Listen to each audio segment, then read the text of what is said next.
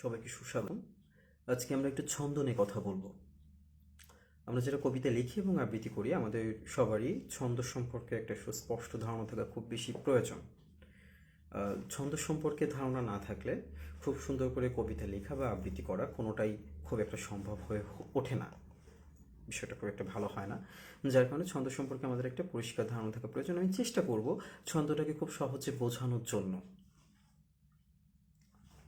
আচ্ছা, ছন্দ বোঝার আগে শুরুতে আমাদের যেটা বুঝতে হবে সেটা হচ্ছে বর্ণ এবং অক্ষর। দুটো কিন্তু আলাদা আলাদা জিনিস, আমরা অনেক সময় দুটাকে এক করে ফেলি। বর্ণ হচ্ছে একেবারে সংক্ষিপ্তভাবে বলতে গেলে বর্ণ হচ্ছে ধ্বনির লিখিত রূপ, আর অক্ষর হচ্ছে আমরা এক প্রয়াসে যতটুকু উচ্চারণ করতে পারি তাকেই বলা হচ্ছে অক্ষর। এই অক্ষর দিয়ে কিন্তু মাত্রা গণনা করা হয়, কবিতার মাত্রা বের করা হয়। আমাদের বাংলা কবিতায় প্রধানত তিনটি ছন্দ রয়েছে: স্বরবৃত্ত ছন্দ, মাত্রাবৃত্ত ছন্দ এবং অক্ষরবৃত্ত ছন্দ। আচ্ছা, এই ছন্দের মাত্রা যখন আমরা বের করব তখন কিন্তু আমাদের যে জিনিসটা দিয়ে আমরা মাত্রা বের করে থাকি বা গণনা করে থাকি সেটা হচ্ছে মুক্তাক্ষর এবং বদ্ধাক্ষর। এবার এই মুক্তাক্ষর এবং বদ্ধাক্ষরের মাত্রা এক একটা ছন্দে এক এক রকম। হ্যাঁ, আচ্ছা, প্রথমে একটু কথা বলি স্বরবৃত্ত ছন্দ নিয়ে। স্বরবৃত্ত ছন্দটা হচ্ছে, এটাকে সাধারণত এর অনেকগুলো বৈশিষ্ট্য রয়েছে, তার ভিতরে একটা বৈশিষ্ট্য হচ্ছে স্বরবৃত্ত ছন্দ বাংলা ভাষার বনেদি ছন্দ বলা হয়ে থাকে। এবং এই ছন্দে সাধারণত আমরা যেগুলো ছড়াগুলো যখন পড়ি, যেই ছড়াগুলো দেখি, এগুলো হচ্ছে স্বরবৃত্ত ছন্দে লেখা হয়ে থাকে। স্বরবৃত্ত ছন্দের উচ্চারণ খুব ঝঙ্কৃত, এবং আরেকটি বৈশিষ্ট্য হচ্ছে পর্বগুলো খুব সংক্ষিপ্ত হওয়ার কারণে গম্ভীর ভাব প্রকাশ এই ছন্দ দিয়ে প্রকাশ করা সম্ভব হয়ে ওঠে না। এবং এই ছন্দের চরণে প্রত্যেক পর্বে সাধারণত 4 মাত্রা থাকে। শেষ পর্ব ছাড়া অন্যান্য চরণে মাত্রা সংখ্যার একটা সমতা থাকে, সমান থাকে, কিন্তু সাধারণত 4 মাত্রার ছন্দ হয়ে থাকে স্বরবৃত্ত ছন্দের কবিতাগুলোতে বা ছড়াগুলোতে। এবার আমরা একটু একটা উদাহরণ দেখে আসি যে কিভাবে আমরা স্বরবৃত্ত ছন্দে মাত্রা বের করতে পারি। আমরা কাজী নজরুল ইসলামের ওই কবিতাটা ধরতে পারি। এবং আমি বলেছি যে স্বরবৃত্ত ছন্দে কিন্তু মুক্তাক্ষরে এক মাত্রা এবং বদ্ধাক্ষরে এক মাত্রা। এবার মুক্তাক্ষর কোনটা আর বদ্ধাক্ষর কোনটা? মুক্তাক্ষর হচ্ছে যখন আমি কোনো একটা এক প্রয়াসে আমি যখন একটা উচ্চারণ করছি, যেমন আমি যদি বলি মাত্রা, মাত্রা, এই যে যখন আমি প্রথমে একটা অক্ষর উচ্চারণ করলাম, কি হলো, আমার মুখটা কিন্তু বন্ধ হয়ে গেল, তাই না? একটা হচ্ছে বন্ধ হয়ে যাচ্ছে আর একটা খুলে যাচ্ছে। এই যেটা বন্ধ হয়ে যাচ্ছে এটা হচ্ছে বদ্যাক্ষর, আর যেটা খুলে যাচ্ছে সেটা হচ্ছে মুক্তাক্ষর। আচ্ছা, আমরা এবার একটু উদাহরণ দেখি। থাকবো না কো বদ্ধ ঘরে, দেখবো এবারে জগৎটাকে, কেমন করে ঘুরছে মানুষ যুগান্তরের ঘোরেনি পাকে। আচ্ছা, এই কবিতাটা কিন্তু স্বরবৃত্ত ছন্দে রচিত। কীভাবে দেখি আমরা? এবং এটা কিন্তু সম্পূর্ণই 4 পর্বের একটা দৃষ্টান্ত। মাত্রাবিন্যাসে কিন্তু এটা দেখতে পাচ্ছি আমরা 4-4-4-4, এবং 4 পর্বের পরিপূর্ণ চাল এই কবিতাটায় ধরা পড়েছে। আমরা একটু দেখি কিভাবে। আমরা বলেছি মুক্তাক্ষরে এক মাত্রা, বদ্যাক্ষরে এক মাত্রা। থাক, থাক, বো, না, কো। থাক, বো, না, কো, 4 মাত্রা। আবার বলছি, থাক, বো, না, কো। আমরা কিন্তু 4 মাত্রা পেয়ে গেছি, ঠিক আছে? এবং এটি প্রতি পর্বে কিন্তু 4 মাত্রা করে। হ্যাঁ, তাহলে এই একটা পর্ব হয়ে গেল আমাদের। থাকবো না কো, বদ, ধো, ঘ, রে, বদ, ধো, ঘ, রে, বদ, ধো, ঘ, রে, 4 মাত্রা। আচ্ছা, তাহলে কি হলো? থাকবো না কো, বদ্ধ ঘরে, দেখ, বো, এ, বার, দেখ, বো, এ, বার, এই যে কিন্তু 4 মাত্রা। জ, গোদ, টা, কে, জ, গোদ, টা, কে, ঠিক আছে? তাহলে কিন্তু আমরা স্বরবৃত্ত ছন্দে কিভাবে মাত্রা বের করতে হয় সেটা কিন্তু আমরা জেনে গেলাম। এভাবে করে স্বরবৃত্ত ছন্দে মাত্রা বের করতে হয় এবং মুক্তাক্ষর এবং বদ্ধাক্ষরে এক মাত্রা করে। ওকে, এবার আমরা মাত্রাবৃত্ত ছন্দে চলে যাব। মাত্রাবৃত্ত ছন্দ, মাত্রাবৃত্ত ছন্দে যে ছন্দে বদ্ধাক্ষর সবসময় বিশ্লিষ্ট ভঙ্গিতে উচ্চারিত হয় এবং দুমাত্রার মর্যাদা পায় তাকে মাত্রাবৃত্ত ছন্দ বলে। মাত্রাবৃত্ত ছন্দে সাধারণত অক্ষর দীর্ঘকরণের প্রবণতায় ছন্দে খুব বেশি প্রাধান্য পেয়ে থাকে। এ ছন্দের গতি দ্রুত নয় বলে এর রস স্বভাবতই শান্ত হয়ে থাকে। মাত্রাবৃত্ত ছন্দে বদ্ধাক্ষর সর্বত্র সম্প্রসারিত হয় বলে এ ছন্দের লয় বা গতি বিলম্বিত, একটু ধীর লয়ে আমরা আবৃত্তি করে থাকি মাত্রাবৃত্ত ছন্দের কবিতাগুলো। মাত্রাবৃত্তের ছন্দের চাল সর্বসকলে 4 প্রকার: 4, 5, 6 ও 7 মাত্রার চাল। অনেক ক্ষেত্রে 8 মাত্রার চাল লক্ষ্য করা যায়, কিন্তু প্রকৃতপক্ষে তা 4 মাত্রার রকম ফের। এবং মাত্রাবৃত্ত ছন্দের সাধারণত একটু ললিত মধুর হয়ে থাকে। আচ্ছা, মাত্রাবৃত্ত ছন্দে কিন্তু মুক্তাক্ষর 1 মাত্রা এবং বদ্ধাক্ষর 2 মাত্রার হয়ে থাকে। আমি আবার বলছি, মুক্তাক্ষর 1 মাত্রা পেয়ে থাকে এবং বদ্ধাক্ষর 2 মাত্রা পেয়ে থাকে। আচ্ছা, এবার আমরা একটা 4 মাত্রার পর্বের আমরা একটা কবিতা একটু দেখি মিলে কিনা। অবহেলী জলধির ভৈরব গর্জন, প্রলয়ের ডঙ্কায় ওঙ্কার তর্জন। আচ্ছা, আমরা একটু মিলাই দেখি হয় কিনা। আমরা বলেছি যে মুক্তাক্ষর 1 মাত্রা পাবে এবং বদ্ধাক্ষর 2 মাত্রা পাবে। তাহলে আমরা একটু মিলাই। অ বো হে লি।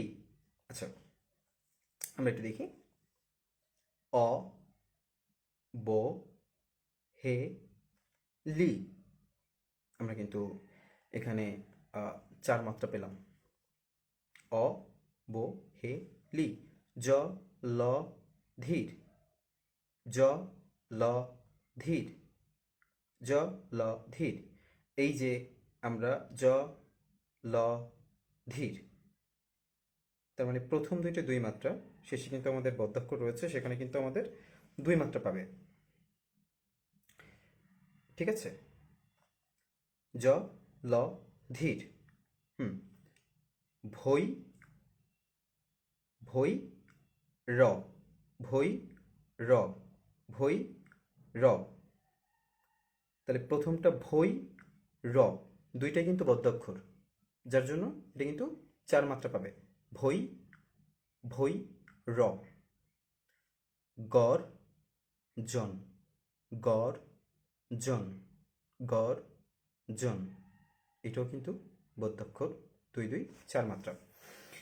ঠিক পরের লাইনও একইভাবে প্র প্রলয়ের, প্রলয়ের, প্রলয়ের। প্রথমটাই 2 এবং পরেরটা বদ্ধাক্ষর থাকার কারণে সেখানে কিন্তু আরও 2 মাত্রা স্থান পেল। তার মানে এটা কিন্তু 4 মাত্রা। এবং মাত্রা বিন্যাসে আমরা দেখতেই পাচ্ছি এটা প্রতি পর্বে কিন্তু 4টি করে মাত্রা রয়েছে, যার কারণে এটার মাত্রা বিন্যাস হচ্ছে 4 4 4 4। আমরা কিন্তু মাত্রাবৃত্ত ছন্দে কিভাবে মাত্রা বের করতে হয় সেটা কিন্তু আমরা জেনে গেলাম। আমরা আরেকটি কবিতার উদাহরণ দেখে আসি। সেটা হচ্ছে আমাদের খুবই পরিচিত একটি কবিতা। গগনে গরজে মেঘ, ঘন বরষা, কুলে একা বসে আছি নাহি ভরসা। রাশি রাশি ভাড়া ভাড়া, ধান কাটা হলো সারা, ভরা নদী ক্ষুরধারা, খর পরশা, কাটিতে কাটিতে ধান এলো বরষা। আচ্ছা, আমরা যদি মাত্রা বিন্যাস দেখি তাহলে কিন্তু 8 5 8 5 8 8 8 5 8 5। আচ্ছা, কিভাবে এটা 8 5 হলো আমি সেটা একটু বলি। সেটা হচ্ছে গ গ নে, মুক্তাক্ষরে 1 মাত্রা, বদ্ধাক্ষরে 2 মাত্রা। এখানে 3টাই মুক্তাক্ষর, তার মানে এখানে হচ্ছে আমাদের 3 মাত্রা। গ গ নে, গ র জে, এখানেও কিন্তু 3টাই মুক্তাক্ষর, যার কারণে এটা কিন্তু 3 মাত্রা। গ র জে, তাহলে কি 6 মাত্রা পেয়ে গেলাম। গগনে গরজে মেঘ, এটা কিন্তু বদ্ধাক্ষর, মেঘ। তার মানে এটা কিন্তু দুই মাত্রা। তার মানে প্রথমটা 3, তারপরটা 3, 3 আর 3 6, মেঘ 2, 6 আর 2 8। এটা কিন্তু 8 মাত্রা হয়ে গেল। এবং আমাদের পরবর্তীতে আছে 5 মাত্রা। ঘন, ব, র, সা। প্রথমটা ঘন 2 মাত্রা, তারপরটা ব, র, সা, তিনটাই মুক্তাক্ষর, যার কারণে 3 মাত্রা। এই কিন্তু 5 মাত্রা হয়ে গেল।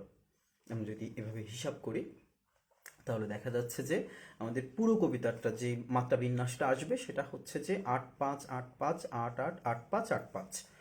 আমরা কিন্তু মাত্রাবৃত্ত, ছন্দের মাত্রা বের করা কিন্তু একদমই সহজভাবে শিখে গেলাম। এটা খুবই সহজ। এটা একটু কয়েকদিন যদি আমরা একটু অনুশীলন করি, একটু বের করার চেষ্টা করি, আমরা খুব সহজেই বের করে ফেলতে পারবো। এবং এটা মাথায় রেখে আমরা যদি কবিতা লিখি, আমাদের কবিতা কিন্তু খুব সুন্দরভাবে ছন্দে পড়ে যাবে। কারণ এই ছন্দ থাকার কারণে এই যে 8-5 হলো, এতে কিন্তু আবৃত্তিকারের কিন্তু আবৃত্তিকার কিন্তু খুব সহজেই এটা আবৃত্তি করতে পারবেন, ধরতে পারবে। আবৃত্তিটা নির্মাণ করতে তার খুবই সহজ সুবিধা হবে, খুব চমৎকারভাবে তিনি নির্মাণ করতে পারবেন। যেমন যখন আমি 8-5, তার মানে আমি 8-এ একটা পর্ব পেলাম, আমি 5-এ পেলাম। এটা কিন্তু আমার খুব সহজ। গগনে গরজে মেঘ, ঘন বরষা, কুলে একা বসে আছি, নাহি ভরসা। হুম, ওকে, আমরা মাত্রাবৃত্ত ছন্দের মাত্রা বের করা শিখে গেলাম। এবার আমরা চলে যাব অক্ষরবৃত্তে। অক্ষরবৃত্ত ছন্দ। অক্ষরবৃত্ত ছন্দ বাংলা সাহিত্যে সব থেকে বেশি প্রচলিত এবং ঐতিহ্যমণ্ডিত ছন্দ হচ্ছে অক্ষরবৃত্ত ছন্দ। অক্ষরবৃত্ত ছন্দে যত অক্ষর বা বর্ণ তত মাত্রা, অর্থাৎ প্রতিটি অক্ষরই এখানে সাধারণত এক মাত্রার মর্যাদা পেয়ে থাকে। অক্ষরবৃত্ত মাত্রার চাল মূলত 4 মাত্রার চাল, এর কেন্দ্রে 4 থাকে। অক্ষরবৃত্ত ছন্দে মুক্ত অক্ষর সবসময় এক মাত্রার স্থান পেয়ে থাকে এবং বদ্ধাক্ষর এখানে কিন্তু একটু পার্থক্য রয়েছে, একটু একটু মাথায় রাখতে হবে। সেটা হচ্ছে যে মুক্তাক্ষর সবসময় একমাত্রার চাল পেয়ে থাকে, বদ্ধাক্ষর যদি প্রথমে এবং মাঝখানে থাকে তাহলে এক মাত্রা পাবে, আর যদি শেষে থাকে তাহলে কিন্তু 2 মাত্রা পাবে। এই লাইনটা একটু একটু প্যাচালো মনে হতে পারে, কিন্তু একেবারেই সহজ। সেটা হচ্ছে মুক্তাক্ষর যেখানেই থাকুক না কেন এক মাত্রা, বদ্ধাক্ষর যদি প্রথমে এবং মাঝখানে থাকে তাহলে এক মাত্রা, শেষে থাকলে 2 মাত্রা। এটা একটু আমাদের মাথায় রাখতে হবে। এ ছন্দে শব্দের সংকোচনকে প্রশ্রয় দেওয়া হয়। এ ছন্দে শব্দধ্বনি অতিরিক্ত একটা তাল বা একটা সুর থাকে, একটা অতিরিক্ত একটা, তারপর একটু অক্ষরবৃত্তর ছন্দের কবিতাগুলো খুব ধীর লয়ে আবৃত্তি করতে হয়, যার জন্য গুরুগম্ভীর ভাবধারা প্রকাশ করা হয় সাধারণত অক্ষরবৃত্ত ছন্দ। এবং অক্ষরবৃত্ত ছন্দ ছাড়াও গুরুগম্ভীর ভাবধারা প্রকাশ করাটা খুব একটা সহজ নয় এবং প্রকাশ করা যায় না।